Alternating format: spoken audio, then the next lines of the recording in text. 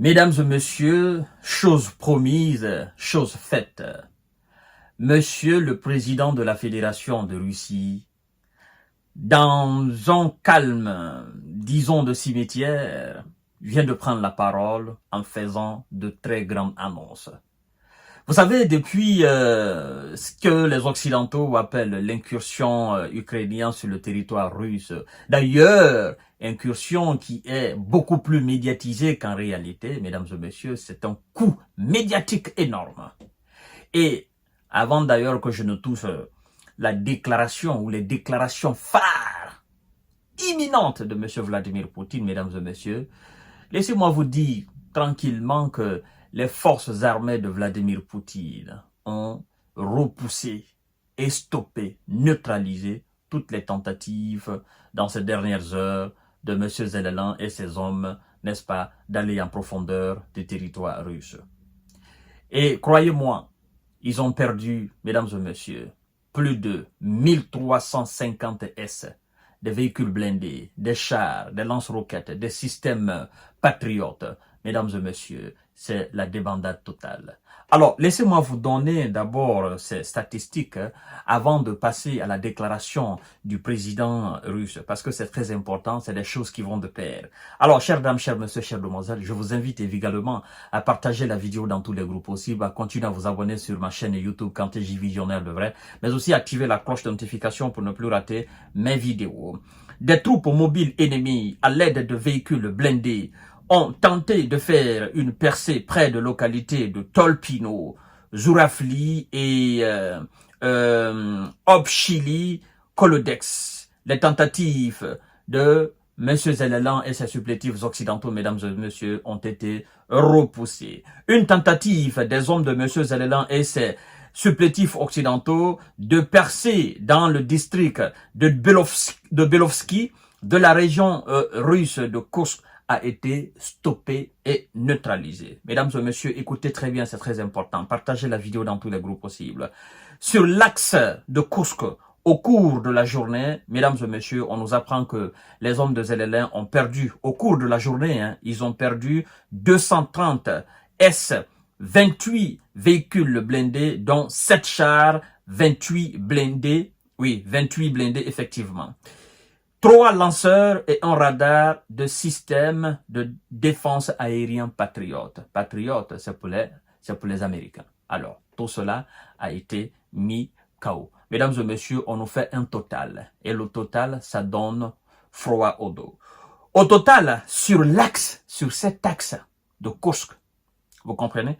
Au total, la défense russe nous apporte que l'ennemi a perdu plus de 1350 S. Des équipements lourds occidentaux, naturellement, dont 29 chars, 23 véhicules blindés de transport de troupes, 9 véhicules de combat d'infanterie, 116 véhicules blindés ont été rendus en molécules. Mesdames et messieurs et mesdemoiselles, partagez la vidéo dans tous les groupes possibles. C'est pour vous dire clairement que toutes les tentatives des hommes de Zelensky, après avoir amassé, n'est-ce pas, des véhicules blindés, des chars au niveau de cette frontière, toutes leurs tentatives, n'est-ce pas, a été neutralisées. Et aujourd'hui, les Russes sont tranquilles, même si naturellement l'état d'urgence dans la région a été déclenché et même si l'évacuation a été effectuée dans cette région, parce que il a été maintenant question de laisser la tâche au FSB et aux services de sécurité qui sont chargés, n'est-ce pas, de dénicher les terreaux partout en Russie. Donc ce sont eux qui s'en chargent même. Donc pour la Russie, c'est une action de terreau de la part de M. Zelensky et de ses supplétifs. Mais Vladimir Poutine fait une déclaration.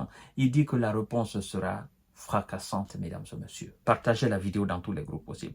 Nous allons passer naturellement aux déclarations de M. Vladimir Poutine, qui nous dit que l'Ukraine tente d'améliorer sa position dans les négociations futures en attaquant la région de Russe de Kursk. L'Ukraine tente d'améliorer sa position dans les négociations futures Ah oui, dans les négociations futures, l'objectif est vu. Les Russes ne sont pas dupes. Ils savent que ce sont les Ricains et les Européens qui sont derrière. En disant, bon, écoutez, vu que nous allons appeler à une conférence pour la paix, il faudrait au moins qu'on ait une petite portion du territoire russe pour au moins garder cela et inclure cela dans les négociations en disant, bon, si on ne négocie pas, nous, on ne quitte pas ici. Mais la Russie a compris cela.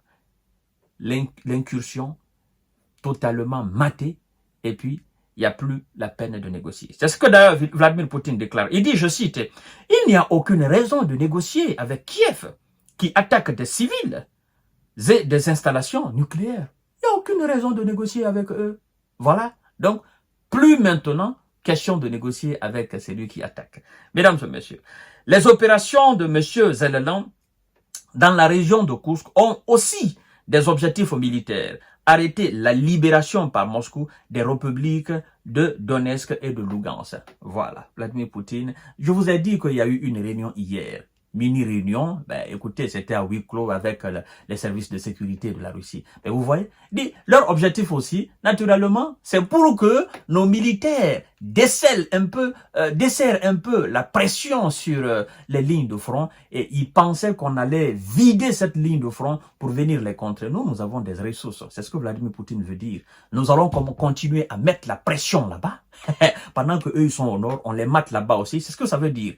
Hein? Et la plupart des observateurs aujourd'hui, que ce soit américains, européens, s'accordent pour dire que les lignes de front, la pression ne fait qu'augmenter d'ailleurs. Hein? La pression ne faiblit pas, la pression ne fait qu'augmenter. Et donc, ça a été un très grand mauvais calcul militaire de la part des stratèges, n'est-ce pas, militaires de M. Zelensky et de ses supplétifs occidentaux, parce que ça n'a pas donné le résultat escompté. La preuve en est que toutes les tentatives ont été stoppées et matées. Mesdames et messieurs, alors, M. Vladimir Poutine nous dit, en quatrième point, il dit, je cite, « L'ennemi aura une réponse digne. La Russie atteindra tous ses objectifs. » Dans toute sa déclaration d'aujourd'hui, ça donne des mots de tête. L'ennemi aura une réponse digne.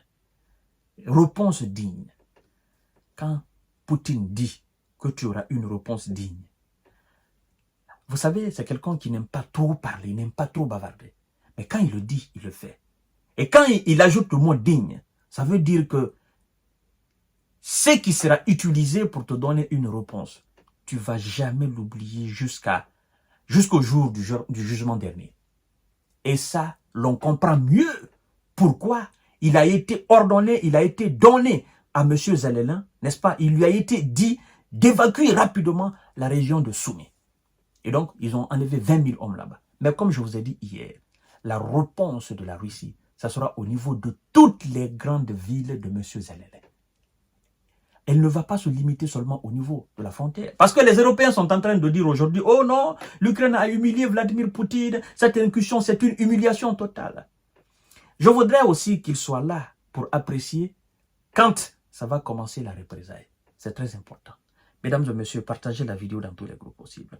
Alors, monsieur le président de la Fédération de Russie nous dit, le rythme des opérations offensives russes et le recrutement de volontaires ne fait qu'accélérer. Donc, les gars ne font que venir. Ah oui, les volontaires ne font que venir. Ils ont les ressources humaines. C'est plus de 100 et quelques millions d'habitants, la Russie. Donc, ils ne peuvent pas manquer de ressources humaines. C'est de l'autre côté, on calcule. Ben, ce n'est pas les mêmes populations non plus, mesdames et messieurs. Ils ont aussi les ressources financières. Hein?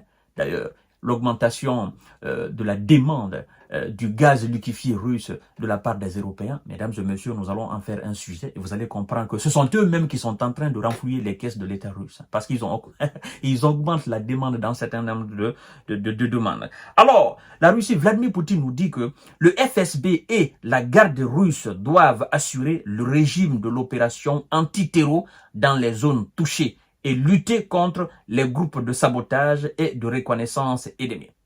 Alors, vous voyez, mesdames et messieurs, vous voyez, donc, Poutine, il ne s'affole pas. Hein?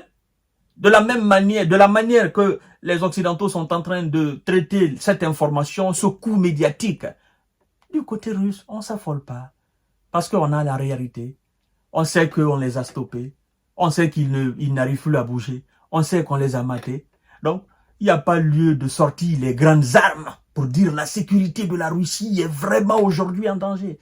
Si c'était le cas, pensez-vous qu'il n'a pas les moyens de les faire, de les neutraliser complètement, de finir avec la question définitivement une fois pour toutes en 24 heures? Il a les moyens. Mais puisqu'il a compris qu'ils sont déjà contenus là, on les a déjà repoussés, ils sont déjà matés là, ils n'arrivent même plus à bouger, ils n'ont plus absolument rien. Et les réserves, leurs réserves, ceux qui étaient censés les apporter le support sur le terrain, eux aussi sont matés depuis le territoire de M. Zelensky. Bon, ils disent, oh bon, nous laissons cela au FSB, au service de sécurité, ils vont régler cela, donc ne vous affolez pas, population russe, c'est fini. Donc, mesdames et messieurs, dans toutes les déclarations de Vladimir Poutine, c'est la partie où il dit réponse digne. Ça, je ne veux pas voir. Mais finalement, ça va arriver. Et ça va se passer devant tout le monde.